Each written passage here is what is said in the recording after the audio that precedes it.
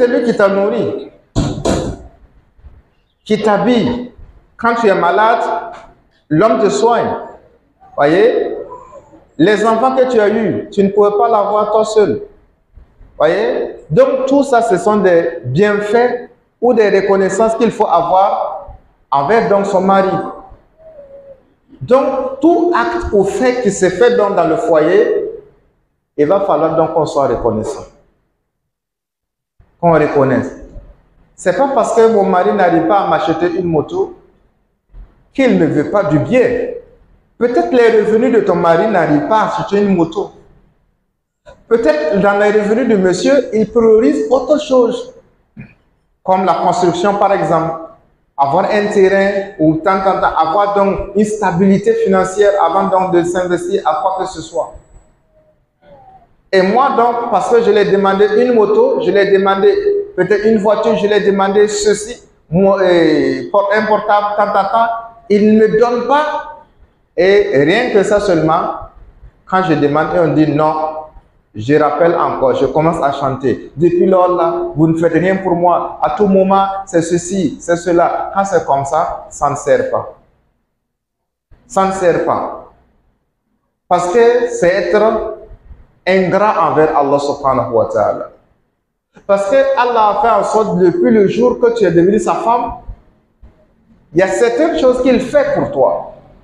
Mais comment on ne peut pas se lever un jour comme ça et dire donc que depuis là que tu m'as marié, qu'est-ce que tu as fait pour moi? Hein? Il y a quoi? Quand c'est comme ça, ce n'est pas intéressant. De la même manière aussi, l'homme doit être reconnaissant envers sa femme par sa soumission, par la nourriture même qu'elle prépare pour lui, par l'éducation des enfants. L'homme doit être reconnaissant. En fait, on ne doit pas faire quelque chose et qu'on n'est pas reconnaissant quand même. L'homme achète un habit pour sa femme et sa femme porte, il n'y a pas donc de merci. Non, c'est fini comme ça. On doit donc arriver à être reconnaissant pour les moindres faits et gestes. La femme aussi a fait ceci, cela. Je viens donc, la maison est tout en propre. Au moins un jour, je puisse m'asseoir et dire, ah Wallah, toi tu travailles. Tout le temps, regarde, notre maison est tout le temps clean comme ça.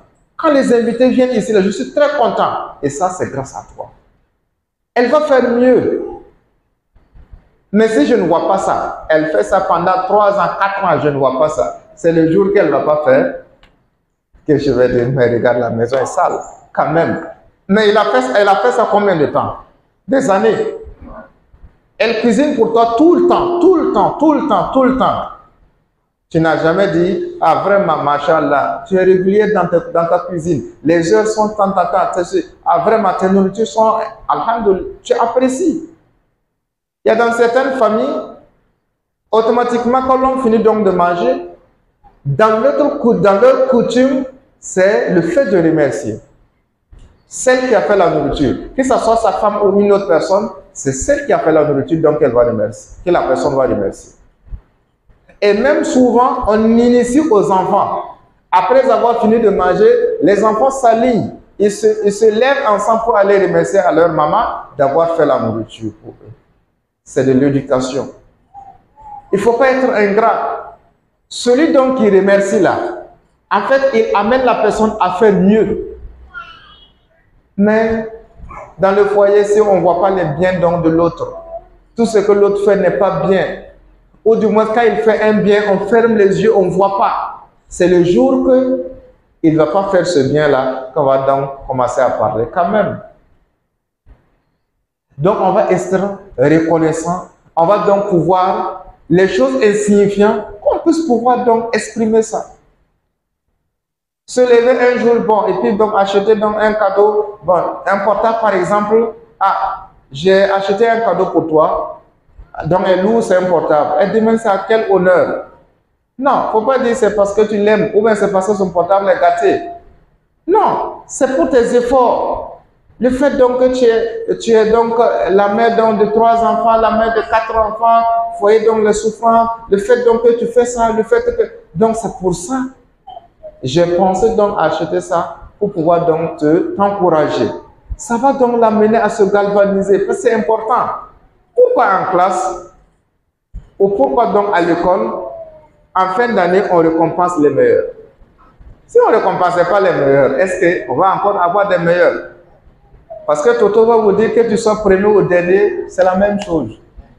Voyez? Mais quand on récompense les premiers, c'est pour pouvoir les amener à agrandir. Donc dans le foyer, qu'on puisse essayer aussi de s'encourager. Minime soit-elle, quel qu'en soit ce que la personne fait. Ça soit de l'eau, ça soit de ceci, merci.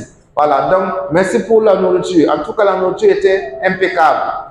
Ça encourage la personne. Elle a pris donc par exemple 2 heures ou 3 heures à cuisiner ta nourriture. Elle ne fait rien. Mais quand tu vas venir, c'est peut-être quand c'est celle qui est dépassée que tu vas trouver moyen de dire, ah ouais, ma main canadienne, ouais, il y a là. Quand vous faites comme ça, vous gâchez donc l'atmosphère de votre foyer. Donc il faut être reconnaissant, travailler donc à inclure ça dans vos habitudes. Le remerciement et minimiser le fait de faire des erreurs. Quand quelqu'un fait une erreur, quand c'est la première fois, la meilleure des choses, c'est de ne pas interpeller la personne. Parce qu'il n'a pas l'habitude de faire ça. Au contraire, c'est vous-même qui dites, oh, ça peut, non, ça arrive quand même. Tu faisais ça. Non, c'est pas ton habitude là. Puis donc, la personne va s'oublier. Voyez? Faut savoir même que la femme n'est pas contente quand même. Le sel dépasse dans la nourriture. Quand elle vient te servir, là, c'est elle-même qui va te dire, ah, vraiment, Runda, bon, aujourd'hui, la sel là est tentante. Parce que, en fait, c'est pour minimiser le mot que tu vas faire sortir. Quand elle te dit ça déjà, bon, quand tu dois dire encore, il n'y aura pas de problème parce qu'elle t'avait informé. Donc, dans son cœur, il y aura un rappel donc des choses. C'est pour ça, en fait, elle veut se dédouaner, elle veut donc placer des barrières pour pouvoir d'abord amortir. Parce que ça fait mal de la dire, ah vraiment, aujourd'hui, là, celle-là a fait ceci, cela, ainsi de suite. Donc, on va essayer au maximum de pouvoir donc être reconnaissant et cultiver donc la gratitude au fond, donc, au niveau donc, de nos foyers Disney. Donc, également, autre clé, c'est l'intimité ou les rapports sexuels, par exemple. Ça aussi, c'est une clé d'or, les rapports sexuels dans le couple. Généralement, la plupart donc, des couples ne vivent pas parce que ce côté des rapports sexuels n'est pas actif. Ce n'est pas actif en quel sens? Certains pensent que quand on ne s'entend pas, côté rapport sexuel, voilà, il faut oublier ça. Et ce n'est pas rare d'entendre des femmes qui disent la nuit à leur mari, quand les maris viennent vers elles alors que le matin, ils se sont bagarrés, de dire à leur mari que c'est pas toi qui sais se bagarrer, non. Quand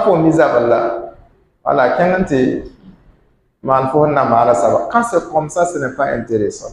Voyez? Donc, généralement, donc, le sexe est utilisé pour la réconciliation, pour l'apaisement. Parce que c'est la chose que vous pouvez vous donner ou une autre personne ne peut donc se donner. Donc, et par conséquent, quand vous bagarrez, ça ne sert pas donc de pouvoir fermer cette porte-là. Combien sont ces maris qui sont devenus infidèles tout simplement parce que leurs femmes les ont donc refusé donc cette partie. Quand c'est comme ça, c'est qui? C'est vous qui avez contribué à cela. Donc, il va falloir donc que chacun puisse pouvoir être ouvert. Un homme marié ne doit pas avoir des restrictions, des pensées qui sont arrêtées au niveau donc du sexe, par exemple. Un célibataire, c'est normal qu'il puisse donc avoir des soucis que si toutefois j'ai un désir, je veux faire comment. Mais un homme marié, quand même, ne doit plus marcher et se dire, si j'ai un envie, je fais comment. Tu as une femme, elle est légale à toi. Et c'est d'ailleurs donc la seule chose même que tu ne peux pas faire avec les autres sœurs. Mais pourquoi tu vas penser avoir un envie?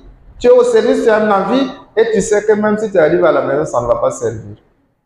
Ça sert à quoi? L'utilité de cette femme à la maison, ça sert à quoi? Donc, c'est fait qu'un monsieur qui n'est pas épanoui, qui n'est pas libre de faire des rapports sexuels avec sa femme quand il veut, comme il veut, est un monsieur frustré. C'est un monsieur que quand il est avec sa femme, il n'est pas ouvert. Il y a des choses, en fait, qui bloquent leur entente. L'homme, même certaines choses, quand il veut faire, il y a des blocages. Parce que dans son cœur, il n'est pas totalement libre avec sa femme. Parce qu'il sait que quand il a besoin, sa femme ne sera pas apte à le faire. Alors que c'est un célibataire qui doit se dire, bon, nous, ainsi de suite, qui doit donc essayer d'avoir ces restrictions de jouissance sexuelle dans sa tête. Mais quand un homme marié a cette restriction dans sa tête, sachez qu'il n'est plus libre à vous faire plaisir. Vous allez le demander, il peut faire, mais il va dire, je vais voir. Alors qu'il suffit seulement donc que cette restriction de jouissance sexuelle, vous la levez dans la tête donc, de votre mari et vous allez voir que le mari est prêt à tout pour vous. Parce que le mari se dit, donc ma femme quand même, elle m'obéit. La plupart du temps quand les gens parlent donc de ma femme ne m'obéit pas là. Ne regardez pas l'aspect physique. Obéissance donc voilà, c'est pas ça. Et regardez dans l'obéissance, dans l'intimité. C'est plus ça. Un savant dit que, si le hadith qui dit que quand tu sors de chez toi et que tu as envie donc de retourner à la maison faire ton envie, et quand tu le fais, tu as des bénédictions, un des savants dit que ce n'est plus de nos jours, ta femme même n'est pas à la maison, tu vas aller où? Ta femme travaille, toi aussi tu travailles. Tu as un besoin, il faut qu'on en trouve avec tes avatars. Et le soir encore, tu arrives, elle aussi elle est fatiguée. Donc ça crée donc des blocages à quelque part. Et ce blocage fait en sorte que chacun n'est plus libre de faire du bien à l'autre. On fait avec des réserves. Le fait souvent que le visage, quand on se regarde, je ne peux pas serrer mon visage là. Je commence à serrer mon visage quand je te regarde. À la fois, il ne faut pas, je ne sais pas comment je vais faire. Puis c'est quand on ne peut pas se battre pour prendre la chose, c'est pas possible. C'est par amour, c'est par attention. Et tu vois donc cette personne qui est ton halal, mais elle, c'est comme ça. Par exemple, il y a des femmes même qui ne savent pas que c'est elles qui doivent démarrer leur mari. C'est elles qui doivent susciter l'envie des rapports sexuels à leur mari. Il ne faut pas attendre que les sœurs au dehors arrivent à démarrer ton mari pour que le mari puisse venir se satisfaire avec toi. Et quand le mari même vient, à peine tu es libre pour qu'il puisse pouvoir se satisfaire. Il faut que ça soit toi-même. Donc tu vas surveiller ton habillement. Je sais mon mari aime tel habillement, il faut le séduire. Il faut que le monsieur, quand il sort à la maison, il puisse avoir toujours tes images dans son regard. Et quand il regarde une femme, il dit non,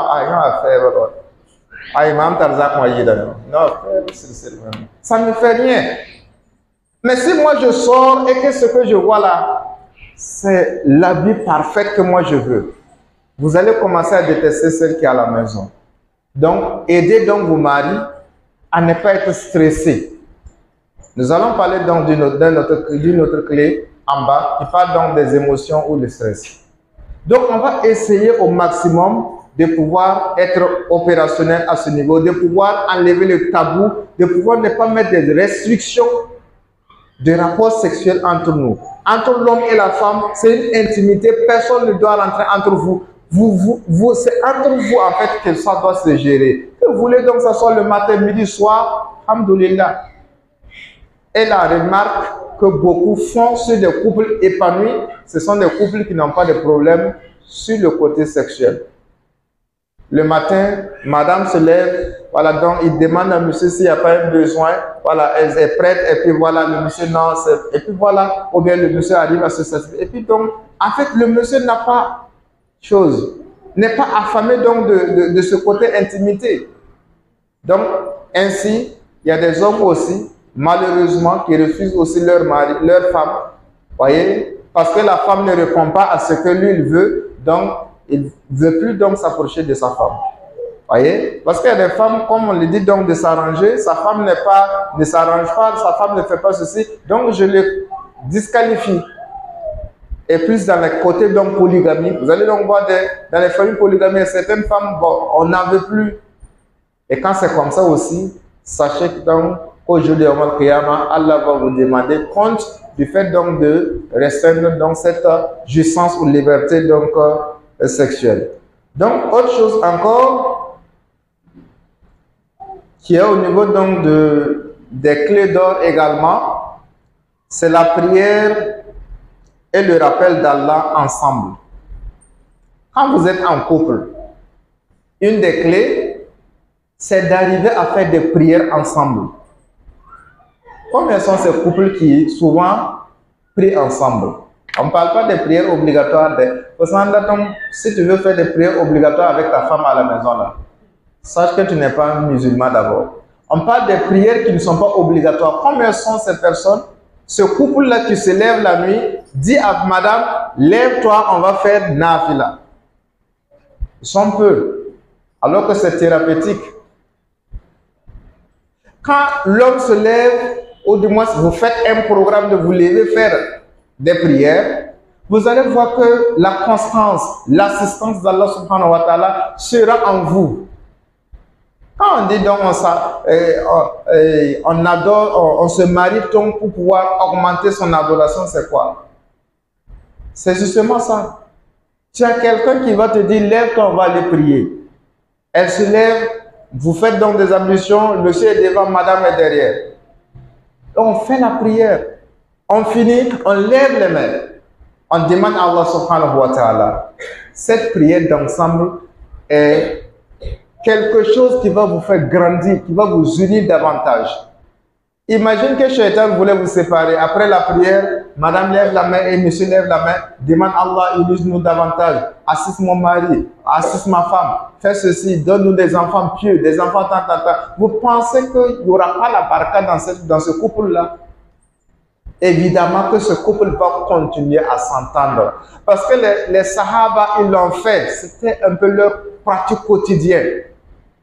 Ils avaient donc fait en sorte que la prière de nuit faisait partie des prières qu'eux, ils ont rendues obligatoires à eux. Et jusqu'à on dit, quand on dit, tel Sahaba se levait et puis il fait réveiller sa famille et font des prières. Il faut qu'on inculque ça à notre famille. Quand par exemple votre enfant se lève, maman et papa se lèvent les nuits pour prier. Quand lui aussi va atteindre l'âge de se marier, quand il va se marier, il va essayer aussi d'instaurer ça dans son foyer. Et vous allez voir que la miséricorde et l'assistance d'Allah sera dans le foyer, sera dans le couple. Vous n'aurez même pas le temps de vous bagarrer. Parce que tout simplement, vous aurez des activités à faire ensemble. Donc, autre chose, pour pouvoir gagner en temps, à part donc la prière et le rappel ensemble, voilà, donc quand on parle de rappel ensemble, donc j'ai parlé de prière, je n'ai pas parlé de rappel. Le rappel, c'est le zikr. On peut donc se dire, voilà, donc quand on va se lever après la prière, chacun va faire donc sans astaghfirullah, voilà, donc sans ceci, sans cela. Donc vous donnez donc des invocations, par exemple, permises. Et chacun donc fait ses invocations. Vous voyez, elle est assise, toi tu es assise, chacun est concentré. On est deux concentrés sur Allah, un couple. On adore Dieu ensemble. Dieu ne va même pas vous laisser vous séparer parce que vos cœurs seront unis. Le zikr, c'est très important aussi dans le foyer. Mais, mes frères, sachez que les femmes ont des tâches ménagères à faire. Ne prenez pas toute la nuit. Vous vous levez à 1h du matin, vous priez jusqu'à 4h du matin. Ce n'est pas possible. Essayez aussi d'être bref. Pour la donner encore l'appétit demain, de pouvoir donc se lever aussi prier avec vous. On va se lever, prier et la prière ne dépasse pas 30 minutes. On fait le zikr 30 minutes, chacun est couché. Ou le tout même ne dépasse pas 30 minutes pour encore donner envie demain de se lever. C'est ça. Donc, autre chose encore qui est une clé aussi, c'est l'éducation et la quête de la connaissance. Donc, l'éducation et la quête de la connaissance. pour pouvoir avoir un foyer épanoui. Il ne faut pas que la connaissance dans votre foyer là soit arrêtée. Dès lors que vous êtes marié, monsieur n'évolue pas, madame n'évolue pas. La connaissance dans le dîne, bien sûr. Il faut que chacun continue à faire donc de quoi? Des recherches. Que si par exemple je n'ai pas encore commencé à lire le Coran, que je puisse commencer à lire le Saint-Coran. Monsieur n'a pas commencé, que monsieur commence à lire le Saint-Coran. Vous allez donc voir que plus vous avancez dans la religion, plus les petits détails qui vous désignaient là, vous allez donc voir que vous allez aller ensemble. Vous allez partir vers la même compréhension. Vous allez donc arriver à avoir un level de vie que quelqu'un même ne peut pas vous séparer. Mais je vous assure, si vous rentrez une fois dans le mariage, on dit donc elle avait terminé le Coran, et justement, une fois dans le mariage, elle n'ouvre plus le Coran. On ne parle plus de Coran dans la maison. Et le pire même, c'est de voir ceux qui sont allés à l'école, ceux qui ont étudié. Regardez leurs enfants. Personne n'a le temps d'éduquer les enfants. Maman a fait peut-être terminale, maman a son bac, maman est tant. Mais vous allez voir, elle ne fait rien. Mais elle ne pense pas que ce qu'elle a, elle doit investir sur son enfant. Même si elle ne fait rien. Je ne parle pas des couples où tout le monde est occupé. Même si elle ne fait rien. Je suis instruit. Quand même, je suis allé à l'école. J'ai mon enfant qui part à l'école. Je ne fais rien. Au lieu de prendre ça comme une activité, parce que c'est ton enfant, c'est toi qui dois l'inculquer. Même si tu vas aller sur une formation des monitrices ou formation des enseignants, pour pouvoir venir former tes enfants. Tes enfants doivent réussir à l'école. Les enfants doivent donc s'adosser à toi pour pouvoir aller de l'avant. Mais si toutefois, toi, ton enfant, toi qui es allé à l'université, et les enfants de celles qui ne sont pas allés à l'université se retrouvent pareil, ou eux-mêmes ils sont devant tes enfants, il va falloir donc qu'on puisse réfléchir. Voyez? Donc, parce que l'éducation des enfants, ça crée des frustrations. Alors que les mamans ont la solution. Faites un programme et vous allez voir que les choses vont s'en sortir. La plupart des savants, vous allez voir que la plupart des savants dans le monde musulman, c'est leurs mamans qui ont été dans la base. Ils étudient donc l'islam au sein de leur maman. L'enfant pleure au lieu donc de chercher des cantiques ou aller donc de chercher des musiques pour éveiller les enfants, pour les faire endormir. C'est des versets coraniques qu'elle fait pour pouvoir endormir les enfants. Mais est-ce que cet enfant qui a l'habitude d'écouter le Coran pendant qu'il est enfant, quand il va quand même commencer à étudier le Coran, ça va passer. Quand on va dire ça c'est permis, ça va passer. Donc il va falloir donc qu'on puisse, nous-mêmes dans le foyer, chacun cherche à s'instruire. Madame avait lu le Coran, elle a fini qu'elle puisse continuer à chercher à apprendre sur l'islam. Le comportement, adab, voyez, et les hadiths, ainsi de suite, qu'elle puisse commencer à apprendre ça. Mais c'est aussi pareil. Sinon, si on n'a pas encore commencé, on commence ensemble.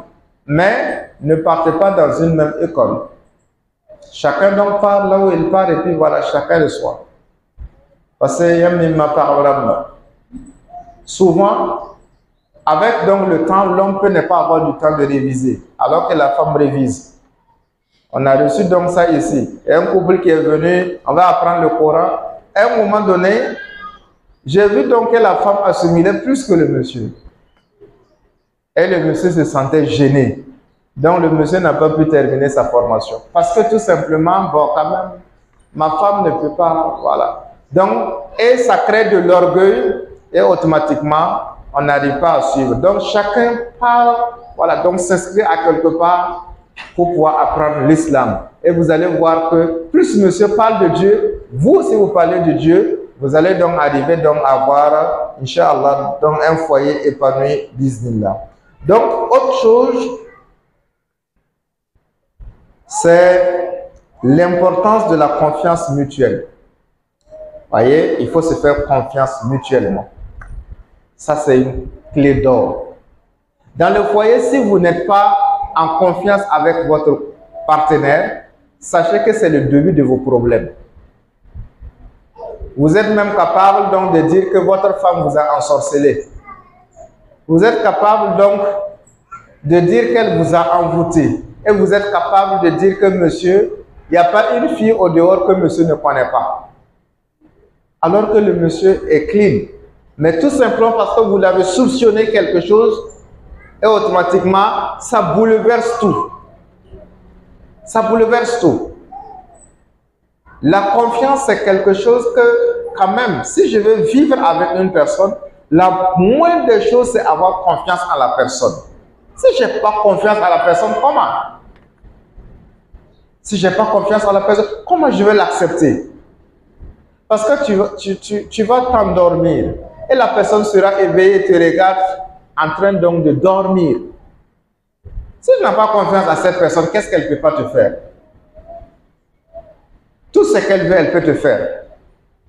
Tu n'as pas entendu qu'il y a des hommes qui égorgent donc leur femme ou des femmes qui égorgent leur mari ou qui mettent le feu partout et puis donc on s'enflamme. Oui. Tout ça c'est quoi? Manque de confiance. Et ce manque de confiance doit être contrôlé à tout moment. Vous avez confiance à une personne, à votre partenaire. Faites en sorte à ne pas donc avoir des soupçons.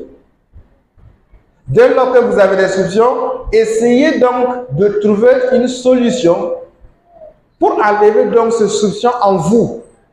Si ça a été avéré réel, que la personne peut-être s'excuse. Si ce n'est pas réel, que toi tu puisses t'excuser et la vie continue. Mais j'ai remarqué, je doute, si mon mari n'est pas infidèle, je garde ça à moi. Par la suite, donc, je n'ai plus confiance à mon mari. S'il ne fait pas la sorcellerie, je garde ça à moi. Tout ça gardé en vous, vous rentrez et puis vous ne pouvez plus dormir.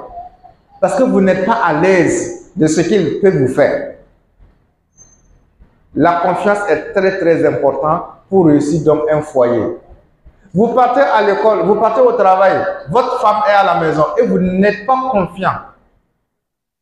Ah, vous vous demandez, ah, ma femme, je sais qu'actuellement, elle doit être en train de temps, elle doit être... Donc, vous allez créer des images pas possibles, alors que ça peut ne pas être ça. Donc, dès lors il y a le doute qui s'installe, essayez donc de traiter donc ce doute-là. Allez à la confrontation, cherchez à savoir si c'est réel ou c'est pas réel, avant de vous faire des idées. Parce que vous pouvez perdre votre foyer à travers ça. Il y a une dame, justement donc, qui, à un moment donné, soupçonnait son mari donc de coucher avec donc leur bonne. Donc, qu'est-ce que la femme a fait? La femme a parlé avec le monsieur dit non, je ne le fais pas parce que je suis musulman, c'est avec toi seulement. La femme, par crise de jalousie, parce qu'elle a gardé ça pendant longtemps, elle s'est enflammée. Elle a appelé donc la servante. Et quand la servante est venue, elle a poussé rentrer dans leur chambre et fermé avec le monsieur. Et faites ce que vous voulez faire là. Ce que vous avez l'habitude de faire là, faites ça, on va voir. Et je vous assure que ça a été la cause d'un divorce. Parce que le monsieur, tellement la confiance n'existait pas entre elle et le monsieur, qu'elle s'est créée des scènes.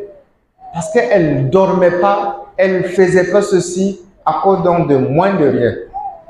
Donc on va essayer au maximum de pouvoir travailler à la confiance. Je vois donc, par exemple, de nos jours, certaines sœurs qui se permettent peut-être donc de prendre le téléphone de leur mari ou de leur femme pour contrôler ou pour surveiller. Le portable est privé. C'est la vie privée. Mais moi, je ne vois pas de problème que, par exemple, ma femme prend mon portable, rentre dans les SMS. Je ne vois pas de problème. Mais c'est ma vie privée. C'est elle, sa vie privée. C'est possible que je rentre et je trouve. Ce n'est pas des questions d'infidélité même. des causeries entre elle et son ami ou quelque chose comme ça, et ça va me déranger.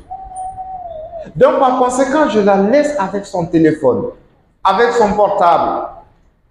Combien sont ces filles-là qui ont des amis qui n'aiment pas le mari donc de leur ami? Et souvent, ça ne se cache pas, on peut donc le dire dans le téléphone, ah, toi, ton mari, tu sais que moi, je n'aime pas son affaire. Alors que toi, tu dois conserver ta relation entre ton ami et ton mari. Tu dois être en relation avec ces personnes-là. Mais imagine que ton mari prend ton téléphone, il voit donc le message ou le vocal de ton ami. Depuis ce jour, ton ami ne peut plus venir donc chez toi. Et ce qui la cause, c'est parce que son mari a essayé donc de vouloir chercher à fouiller dans le portable. Donc, faites en sorte que les portables ne puissent pas gâter la vie. Quand on essaie donc d'être en chose, je demande ton portable, peut-être sur Facebook, peut-être sur... Bon, que ça se limite à ça. Mais essayez de fouiner, vous allez tout trouver. Vous allez tout trouver. Et quand vous trouvez tout, assumez. Vous allez donc voir des gens qui prennent les portables et en même temps ils commencent à pleurer. Vous ne savez pas pourquoi. Parce que c'est ce que vous voulez que vous allez retrouver. Donc on va essayer de pouvoir avoir la confiance d'autrui conséquemment. Que même si on vient me dire qu'on a vu ta femme avec un tel, il ne faut pas dire croire en même temps à ça. Sois patient, sois relax. J'ai vu ton mari avec telle fille. Sois patient, sois relax. Cherche à savoir. Parce que si tu as confiance en ta femme, c'est possible que ce soit dans des accusations pour vous séparer. Mais si toutefois tu gardes ton sang-froid, tu essaies donc de voir est-ce réel, c'est vrai ou c'est pas vrai. En ce moment, tu peux agir. Mais quand il y a cette méfiance, sachez que quand vous creusez seulement, vous allez trouver. On va essayer au maximum de garder de la confiance ou de travailler à ne pas donc avoir de succions qui vont donc venir donc gâter notre couple. Donc voici notre troisième donc clé d'or. Nous partons donc à notre 12e clé d'or qui est le soutien émotionnel et psychologique. Le soutien émotionnel et psychologique. Donc, on doit en faire ça une clé dans notre foyer. Ça veut dire quoi? Ça veut donc que dans la vie, les psychologues ont dit que plus de 90% de la jeunesse traverse souvent une crise de folie dans la vie. Voyez? Peut-être j'ai traversé ça sans savoir. Peut-être l'autre a traversé sans savoir. Mais quand même, il y a des moments où ça ne va pas. Soit les pressions sociales, soit au niveau des études, soit avec des amis, soit au niveau du travail. En tout cas, à un moment donné, il y a des pressions qui nous animent. Ou souvent, on a envie même de disparaître, disappear totalement. Ou quelqu'un ne va même plus nous retrouver. Voyez? On a envie souvent comme ça. Tu te lèves, tu n'as même envie de faire rien dans la cour, dans le foyer. Tu veux même, tu t'assois, tu veux pleurer du matin au soir. Ça arrive. Ce n'est pas toi seulement, ça arrive à tout le monde. Tu n'as pas envie donc de cuisiner, ni donc de t'occuper des enfants, même les enfants que tu as mis au moins, ni de t'occuper de tes enfants. Mais qu'est-ce qui se passe?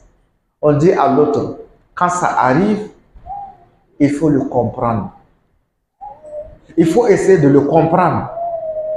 Parce que c'est les pressions qui amènent ça. C'est l'atmosphère qui amène ça. Essaye de la comprendre. Parce que ta compréhension d'abord va la peser. Quand vous souffrez d'un mal et qu'on ne connaît pas le degré de votre mal, ce n'est pas votre souffrance qui vous fait mal, mais c'est le fait que les gens ne vous comprennent pas qui font mal. Essayez donc de la comprendre. Elle est peut-être en dépression. Ou votre mari est en dépression parce que chez l'homme aussi ça arrive. Il se lève, il ne veut même pas aller au travail. Parce qu'il est endetté de gauche à droite. Mais c'est toi, la dame, qui dois le comprendre, qui dois le comprendre. Tu ne dois pas amener des grosses dépenses, tu ne dois pas être, voilà, le charger. Tu dois même au contraire l'encourager. Prenez donc l'exemple avec Omina Khadija, où le professeur Salom, il partait donc dans un mont pour pouvoir faire une méditation. Il partait donc dans une grotte pour pouvoir faire la méditation. Et un jour, quand il est parti, l'ange Jibril est descendu en disant, lis, en le secouant, en le faisant certaines choses. Quand le prophète Salom s'est réveillé donc de tout ça, il est parti à la maison, étant tout perdu, parce que ça n'a jamais arrivé dans sa vie, il ne comprend rien. Pour lui, c'est la folie. Il arrive, il dit, ah Khadija, ce qui m'est arrivé aujourd'hui, vraiment, c'est le début de la folie. Il était perdu, le prophète lui-même, il était perdu. Et qu'est-ce que donc les savants disent? Que Omina est allé attraper, faire atout au prophète. Ô prophète, je sais que ton Seigneur ne va pas te lécher. Il ne va pas t'abandonner. Parce que tu es Al-Amin, tu es une personne digne de confiance. Regarde les éloges. Parce que tu n'as jamais fait du mal à quelqu'un. Parce que tu es ceci, tu es cela. Je sais que ton Seigneur ne va pas te laisser. Ah, il y a ton pardon. Ton n'a pas yé en bas. Et c'est vous ceux qui partez là-bas.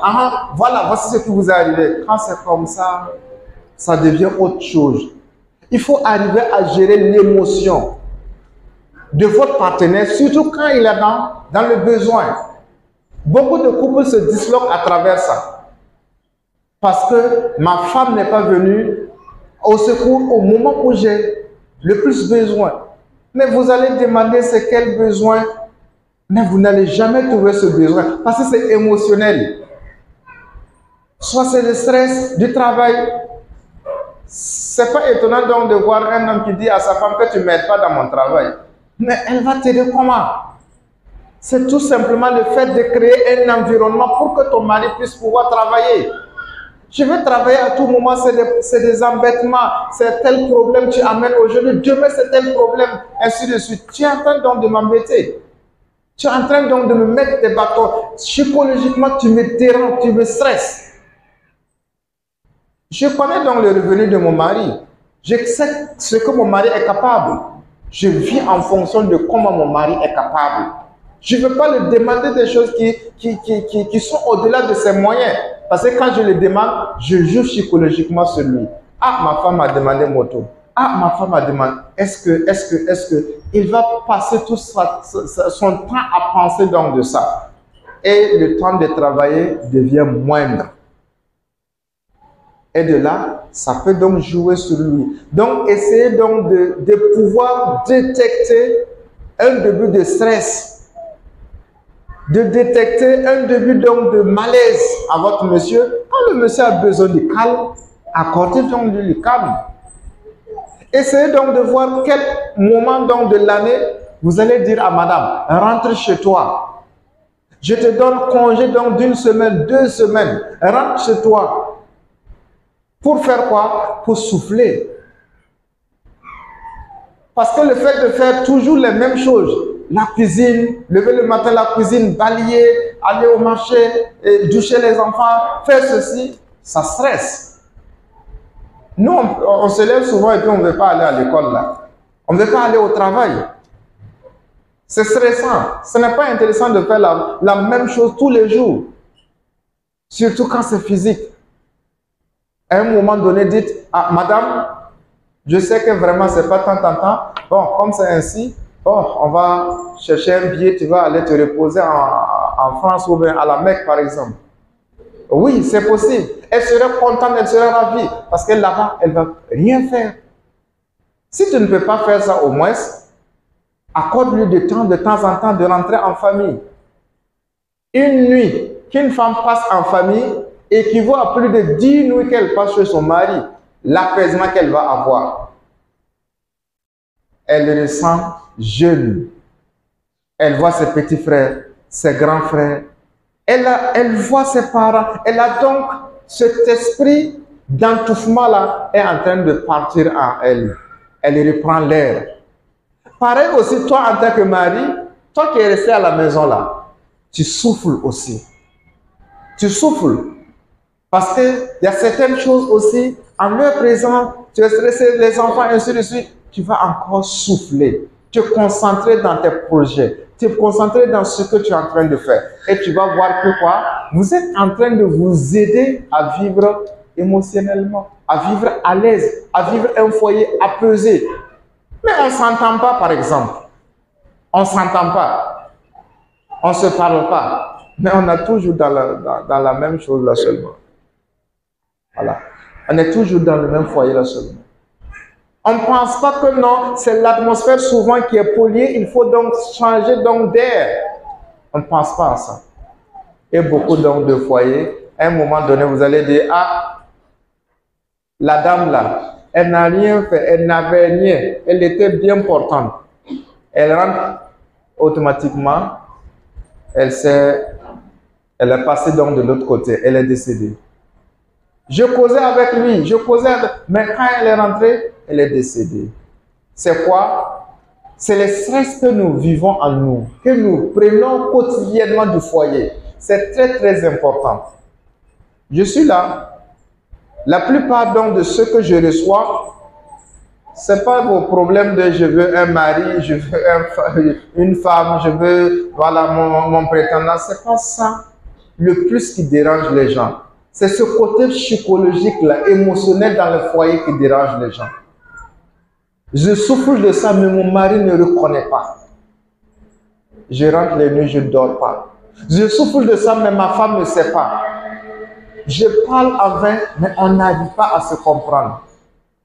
C'est ça qui dérange les gens. C'est ça qui détruit le foyer. Vous allez donc, rares sont des couples où vous allez rentrer, maman n'a pas hypertension, papa n'a pas hypertension, hypotension. Rares sont ces couples-là, vous allez rentrer, vous n'allez pas voir ça.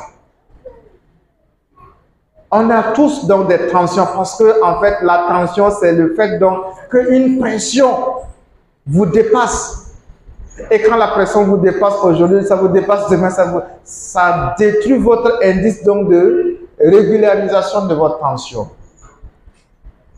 Et comme vous êtes devenu fragile, même si un plat tombe ici, vous êtes effrayé. Vous n'êtes plus vous-même, l'âme n'est même pleine. Là, vous n'êtes plus confiant, vous vivez pas, vous survivez. Quelqu'un qui survit, est-ce qu'il est prêt donc à faire du bien à l'autre? Je ne suis pas prêt. Je suis même prêt qu'on puisse pouvoir s'entretuer ou s'intoxiquer comme ça. Et puis on vit la vie comme ça. Comme une qui m'a dit, bon, je vais vivre comme ça jusqu'à la fin de mon temps. Ce qui est sûr, je sais que je n'aurai pas une autre vie meilleure que ça. Parce qu'elle a beau faire, ça ne donne rien. Il faut essayer donc de désintoxiquer les maisons, de désintoxiquer les stress que vous créez entre vous. L'homme est responsable, la femme aussi est responsable. Sortez. Quand à un moment donné, vous voyez même, à un moment donné, quand les enfants deviennent nombreux, le fait que les bruits constants sont dans le foyer, vous, votre couple là, vous pouvez à un moment donné vous oublier. C'est les enfants maintenant qui vous dérangent. Essayez à un moment donné de prendre ces enfants à les remettre, donner chez leur mamie ou leur papy. Et puis vivez en couple. Vous êtes deux. Il ne faut pas que les enfants viennent déranger votre vie. Par exemple, vous êtes une femme par exemple qui a 30 ans ou 35 ans par exemple. Mais tu vas la voir, tu vas penser qu'elle a 40 ans. Ou tu vas penser qu'elle a 50 ans. Tout simplement parce que, en fait, elle s'est oubliée. Elle a préféré donc s'oublier et faire la vie des enfants. Tu ne dois pas t'oublier. Tu es la femme de quelqu'un. Si tu t'oublies là, on va sortir chercher une deuxième. Venir. Si elle aussi elle s'oublie, on sort chercher troisième. On vient. Si elle s'oublie, on fait sortir quatrième, elle vient. Mais il ne faut pas vous oublier. Vous êtes donc les go donc de vos maris. Vous êtes les bébés de vos maris. Il ne faut pas se laisser intimider. Je prends un exemple, parce que c'est psychologique. Si on ne travaille pas avec ça, on se détruit petit à petit, petit à petit. Il faut prendre une fille moira qui se marie, à moins d'une année, 2 ans, tu serais dessus donc d'elle. Par contre, dans d'autres ethnies, tu vas voir que c'est en ce moment qu'elle comprend, elle commence maintenant à montrer ses atouts, ses performances à son mari. Parce qu'elle va commencer à vivre une vie donc voilà, ainsi de suite. Mais il faut laisser ça. Et l'autre chose encore qui est paradoxale, vous allez donc voir la femme de 35 ans qui ne joue pas son rôle donc de femme, qui se contente maintenant de ses enfants. Dès lors qu'elle divorce, vous voyez encore qu'elle devient de plus en plus belle que quand elle était dans le foyer. Pourquoi? Parce qu'elle a le temps de repenser à elle, de revivre sa vie. Et souvent même les hommes qui divorcent de leur femme, à un moment donné, veulent revenir donc vers cette femme-là. Pourquoi? Parce qu'en fait, la femme divorcée se remet encore dans l'esprit de jeune fille. Mais pourquoi ne pas vous remettre dans l'esprit donc de jeune fille dans votre foyer? Essayez donc de dire, je suis toujours un enfant. Je ne dois pas être comme une maman, je ne dois pas être comme tante. Une maman pour mes enfants, mais pas une maman pour mon prince ou bien pour mon mari. Ce n'est pas possible. Vous devrez donc, avec les enfants, vous êtes une maman, avec votre mari, vous êtes son bébé. Et la vie continue. Mais si vous allez vous comporter comme maman de la maison, l'homme aussi vient de bonjour maman, et puis quand c'est comme ça. C'est autre chose quoi. Voilà. Donc, on va donc travailler psychologiquement. C'est beaucoup de choses qui détruisent nos foyers. Et à un moment donné, vous allez donc voir le mari, il est en train donc de chercher ailleurs, il n'est plus content avec vous et puis voilà. Donc, en priant Allah donc de facilité, je pense que je vais m'arrêter là, jusqu'à 17. Mais Inch'Allah, comme on priorisait donc les échanges, je pense que d'habitude on n'a pas le temps. Mais si au moins on a environ 30 à 40 minutes, je pense que Inch'Allah, ça sera donc l'idéal pour échanger. Après, je vais donc les mettre dans le groupe aussi pour qu'on puisse pouvoir, Inch'Allah. Donc sur ce, salam alaikum wa rahmatullahi wa barakatuh.